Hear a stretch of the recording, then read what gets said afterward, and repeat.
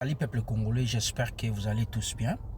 C'était juste pour pointer ce qui est en train de se dire dans cette presse ici de Madame Bintou Keïta. Je ne suis pas d'accord de cela parce que là, elle cite les Maïmaï. Et pourtant, il y a les autodéfenses qui travaillent ou encore qui se battent ensemble avec les vrais Maïmaï. D'ailleurs, quand on parle des autodéfenses, c'est les Maïmaï. Alors, les Maïmaï sont cités sur cette presse ici par Madame Bintou Keïta qui n'est que là pour leurs propres intérêts et non pour l'intérêt du peuple congolais. Je vous ai déjà ou encore je vous ai toujours prêché sur la charte de l'impérialisme concernant l'ONU ou encore la MONUSCO. Ils ne sont pas là pour nos intérêts, ils sont là pour leurs propres intérêts. Bref, j'allais juste pointer et je veux que vous écoutiez ce que Madame Bintou Keïta est en train de dire ici. C'est vraiment déplorable. Je ne suis pas d'accord de ça.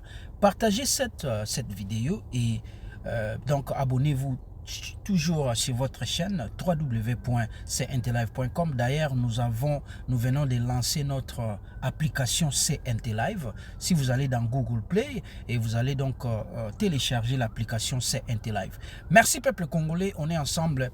Écoutez et partagez. Merci. La situation des droits de l'homme et de la sécurité s'est détériorée depuis mon intervention le 4 octobre passé.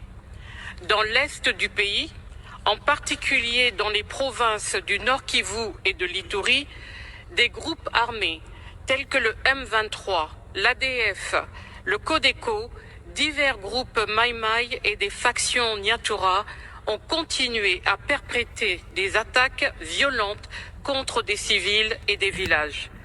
Certains de ces groupes armés ont mené des attaques ciblées contre des membres des forces de défense et de sécurité congolaises, ainsi que contre la MONUSCO. La situation dans la province de Maïdombe continue d'être affectée par les attaques contre les civils, provoquant des déplacements massifs de population, dont certains vers Kinshasa. Le processus électoral continue d'être contesté. Les opérations d'enrôlement qui ont débuté le 16 février ont connu des retards du fait, notamment de défis logistiques et techniques. Je prends note des prolongements dans les 2 premières aires pour combler les retards encourus et promouvoir l'inclusivité. Je note cependant que des milliers de Congolais n'ont pas pu être enrôlés en raison de l'insécurité.